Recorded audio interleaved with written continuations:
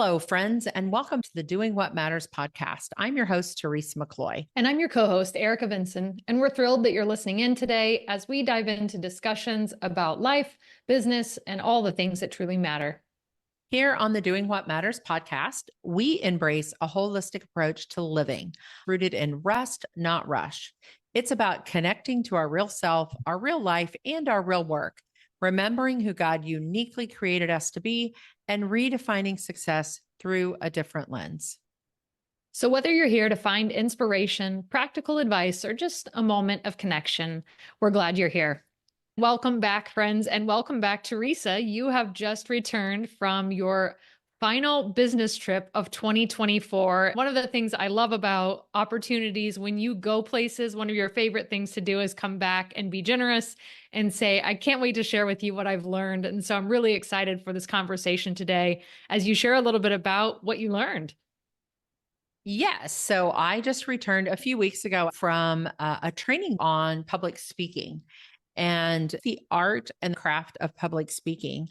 I've done a lot more speaking since the book came out in 2022. And I've really discerned this year just how much I love speaking, how much it's just a kind of in the body experience. I think it goes back to my music performance days and creative arts ministry days and all the things of being on a platform, enjoying just that place. And there's a lot of different ways that you can do that. But I had really been drawn to how can I sharpen that saw? How can I bring out the better parts of what I do? I think I do a pretty decent job, but I wanted to be better. And I've noticed some places that I was just bumping up against. For many of you that listen in, you may do some speaking in some way, shape, or form, and you may want to think about how do I up the level? How do I gain more confidence or sharpen the saw and look at speaking in a different way? Absolutely. There are a lot of different ways to speak. What are some of the varieties and ways that if you are drawn to speaking, you could use your gifts? Some of the things that come up are we all think of the keynote speaker, right? The one that we attend a conference, we attend an event, and they have the big keynote name speaker. So that is one way. And that was one of my takeaways, even from the conference, is there are thousands of opportunities to be a keynote speaker in different niches and different places, depending on the message from your speech. And so I want to stop right there and say, if that's your desire, like I have a message or a mission or a purpose that I want to bring out, and I want to do that through speaking, that's a transformational thing that's going to happen, then I may want to be a keynote speaker. And so where does that passion and the mission align? It might be 1,000 people or even 500 people, but you're the main presenter with your keynote, your primary speech that you have developed. So I think that's one place. The keynote is what we often hear the term. Usually there's an opening one at a conference and a closing one at a conference, or even on some virtual events. I have done some keynoting, but actually the workshop space, like presenting a workshop, whether that's 45 minutes, an hour, 2 hours, 3 hours, could be an all morning thing. That's another place. Some people would call it a training, like I'm speaking in an all day training. I'm giving content in all day training. That's a little bit different than that transformational piece. That's more of an actionable speaking engagement. I think those are the ones we're most familiar with: keynoting, workshop, and training. Now, if you're in the faith space, you might be like, my pastor, my minister, he speaks every Sunday. Yes, there is that kind of speaking as well. So there's lots of different ways that we use the skills of speaking. Absolutely. And you brought out that powerful word of confidence. And so if someone is discerning, you've just mentioned 3 or 4 different spaces that someone could speak. It's like, which of those spaces you might actually really be confident in showing up? Yeah, that's a great question. And I think that's one of the reasons I wanted to go to this training, was to say, what am I drawn to? Some of that I think comes from experience. We joked a lot at this training that I was at, everybody wants the big stage and the big name keynote. but not always is that the place where your message or your content is the most received. If you have more of a how to do something or a step-by-step process, much like we have at the Real Life Process, maybe in the workshop part of a conference or a training is where you would fit best. So, what's your desire? What's your message? What's your topic? And that might help you find your way of like, where do I fit best? Also, what are you comfortable in the room with? Might be a lot of it as well. So, what comes out for you when you think of this is what I like the best? Because I think we've done a lot of that, both of us. I have a value of teaching. I'm a teacher by trade. And so that teaching aspect of equipping, I like the workshop setting. I like the training setting where you're offering opportunities for conversations, sometimes even the smaller group setting I'm attracted to because I like that ability to connect in the room.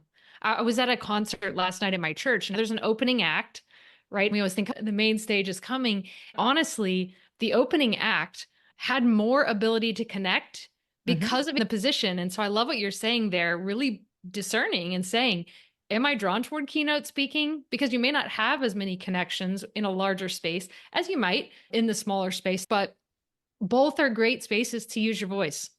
And is your speaking tied to your business?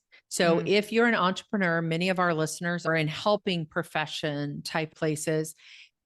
If the speaking ties back to your business, where are you going to get the most bang for your buck? If you're in a workshop or a training where you're getting people on your email list or signing them up, that's not going to happen as much on a keynote stage. But if your business is the revenue generator is just getting paid to speak at a higher level, that's more of the keynote type person that was getting paid anywhere from 4, maybe 5 figures to present that keynote. That's what they're known for. This training that I went to, we had Navy SEALs in the room. We had trained astronauts, professional baseball players. A lot of that, oh, I had a career or I had a big event in my life. One of the other interesting people in this training was someone who literally walked on the wings of planes. We had a man who had been in prison and was now sharing his story from the other side of that experience. And so all kinds of interesting things that people would be like, oh, you're the keynoter at our event. But those may be a once and done thing. Whereas the workshops, the training that you might do at a conference, or even you're hired in your local community to do because you're known for a certain topic.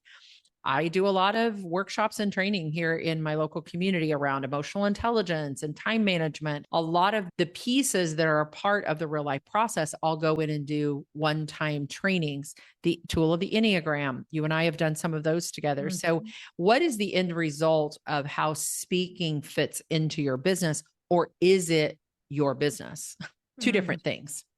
Yeah, great distinction. Once someone is more confident in how do I want to show up? What type of speaking am I drawn to do and what serves my business? What are some elements you'd consider in putting together a presentation? This is one of the reasons I attended this training, to sharpen this saw. It's part of my personality. I am really confident and comfortable with my content. You can start winging it more and more. One of the things I want to say about keynoting is, and this is one of my takeaways from this conference, keynoters many times are performers. They know when to take the emotional pause. A friend of mine, Kent Julian, used to say, make them laugh, make them cry, 30 minutes, say goodbye. But it's that idea of you're taking, as a keynoter, many times you're taking them on a journey that's head, heart, gut. So you know how to work the stage and the platform. At this particular training that I attended, that was one of the things they went into a lot, is that actor, that creator, that emotional draw, that telling of a story that goes into your keynote. So I think one of the elements of a great presentation is to begin with, who's my audience? You don't want to recreate a new speech every time you speak. You will exhaust yourself if you want to go that keynote route. You want that key thing that you do that you're known for, or your key stories or life experience. The wing walker, the Navy SEALs, they've got their stories. You can adjust small elements to your audience, but you do want to know your audience. You want to work on your stage presence. What was interesting to me and a challenge for me, I'm going to be real honest, is because I do so much speaking in a workshop and training, you learn to use your slides as your crutch. And this process that I went to was not about having slides at all. It was, if you're in that keynote space. Now, that doesn't mean that they were against slides, but how do you use your slides to not be like your notes for what you're going to say next, right? Like you really have it memorized and prepared and all of those things. I think that's always a distinction. What's my presentation going to be? Vocal tone, pauses, how you give space and breath. Weird things in a great presentation, even what are you wearing? What do you feel comfortable and confident in, which speaks my language? So, what is your stage performance or your work performance outfit or suit? If you're a guy, jacket or whatever it is, when you put it on, you feel different. And you only wear it for those things. I thought that was really interesting. Again, I like clothes, I like to shop. So that really resonated with me of, yeah, I do feel different depending on what I have on. So knowing your audience, stage presence, vocal tone, what are you wearing? Are you going to use slides or not? All of those are things to consider that are part of your presentation from the moment you walk on the stage till the moment you walk off the stage. Mm. Yeah. And there's so much pre-decision in there. We've talked about the power of that. And I loved what you said. You're talking about the wing walker and how comfortable we can get and how confident with things that we do repetitively. And there is such wisdom in saying, yeah, I can repurpose my content, but we're not all called to be wing walkers to go out and like dance out there. It was a great illustration. And so, what is the power of even what happens pre-speaking? You've got your elements together, but what's the power of the rehearsal piece before you actually step onto the stage? That was probably one of my other big takeaways, is actually rehearsing. Because if you're more in the workshop training area, you can get really comfortable with your content. You don't think about what is the opening grab that I'm going to get in this workshop? How am I going to get the buy-in from the audience? Especially if you're speaking in business settings where maybe you've been brought in to pull a topic forward or give some more depth to it. How do you win the audience in? And that is by usually a story and usually something that kind of grabs. Have you rehearsed that? I walked away with, I am not rehearsing enough. Years ago, when you and I worked together in ministry, both of our roles at different times was in this creative arts element. And we rehearsed. You didn't just get up on the platform. Today, I still serve on my worship team at the church I'm a part of on the vocal team. We rehearse. We don't just get up and go, we hope this goes well. And we hope that the vocals come in at the right part and the guitar player and all of that. So it really, I think that's why it got me excited, is it reminded me of all those elements of, I used to teach voice. I used to teach music. How do you warm up your voice? How do you keep your vocal cords in good tone? Even for things like this, we're always doing calls and talking and coaching. If you're a coach, you can't coach if your voice isn't there. It could be a blessing to your clients, but you can't do your job if you don't take care of those things. Rehearsing that inflection, waiting for the laugh, waiting for them to take in something that you said. That goes across the board in good training. You and everyone listening can probably think of a time that you went to something and it was just this talking head that droned on. And you're like, how fast can I get out of this training or workshop? So how do you want to rehearse so that you're not that guy when they leave the room? 3 really important pieces that help to continue to go, okay, I can really grow in this confidence piece because this speaking is part of it. It's a practice, right? And it's something that we can grow in. Some of our friends listening today may go, yeah, I'm a speaker. And so the things that you're saying, yes, I resonate and I can identify some places I can up my game. What if there's somebody who's listening today that goes, okay, I understand a little more now. I know I can discern how I want to speak. I can put together some elements of a great presentation. I understand and I'm on board with the power of rehearsal. I have all those things together. And now how do I get myself out there? So what would you say an encouragement for someone to take a step of confidence that had the elements, but maybe they haven't even taken the step forward to actually speak? I think, first of all, what fires you up? What are you passionate about? We can't speak or communicate about something that we're not on board with. One of the things I noticed from this training too, of people in the room, and this goes for coaches as well, is we normally lean towards something that's been transformational in our own lives. We end up coaching about it. We end up speaking about it. So when we get so fired up that something is transformational for us, not just informational, I think that always makes a difference. So first, just sit with, if I was to speak and somebody gave me a room full of 50 people to be in front of, or 100 people, what would fire me up and what could I talk about? What stories do I have? At this particular training, it was interesting because we talk about doing a mind map or a brain dump around those things. And they use the same method of, what are the stories that you have? What are the examples? So just brain dumping around maybe from your life experience or the topic. Start to get your thoughts together so you can form your key anchor points. What would you want an audience to walk away with? What's their outcome? What's their takeaway? How do you want them to feel? What action would you want them to take? Knowing that, who would be the top 3 or 4 audiences that message would be good for? Start small. Maybe it's practicing. That was the other thing about rehearsal. With this particular training, it was, you put your speech together, then you actually invite people into the room to listen to your speech, not because they're paid, just because you're practicing and rehearsing, seeing what worked, what didn't.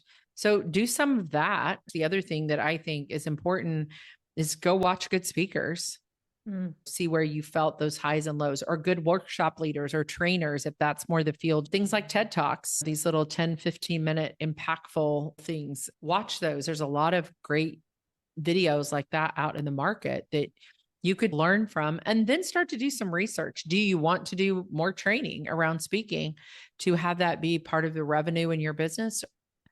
If so, sharpen your saw so that you gain experience. Anytime we're going to take on something in our business, you want to get around people that are doing it. Absolutely. So if you want to be a good coach, go hang out with coaches. You want to be a good speaker, go hang out with speakers. You want to be a good basketball player, you go to the basketball court. Good pickleball player, go hang out on the pickleball court. So I think that is where you would start and dive in, is what are you passionate about? Where are those people? And then start to practice and hone that skill so you gain confidence. As you're speaking, the confidence comes as you step into the arena. You can gain all the information about speaking, put together the best presentation.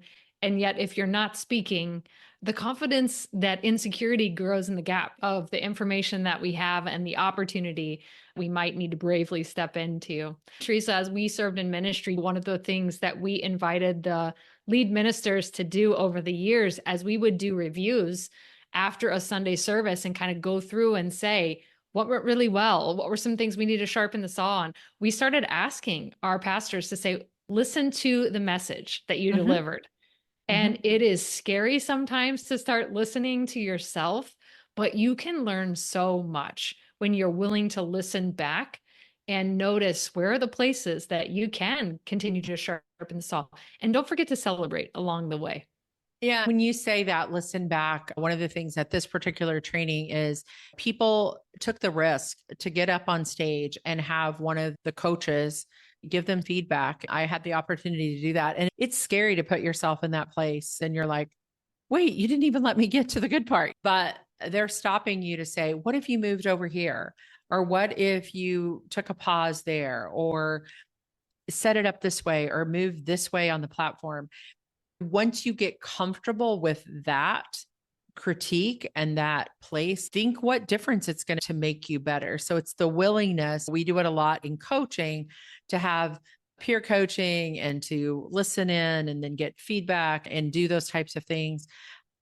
That to me is just building your confidence over time. Once you get past the, oh, they didn't like it or they didn't. No, it's not that. It's they're encouraging you on how to get better, on how to bring across this message that you're so passionate about, or this content that you so badly want to go well in this training, so that either you get paid more, which is great, or the message gets across and it makes a difference in somebody's life, those types of things. So it's getting past that. Confidence does comes from rehearsal and comes from doing it over and over again and listening to yourself or having someone else speak in.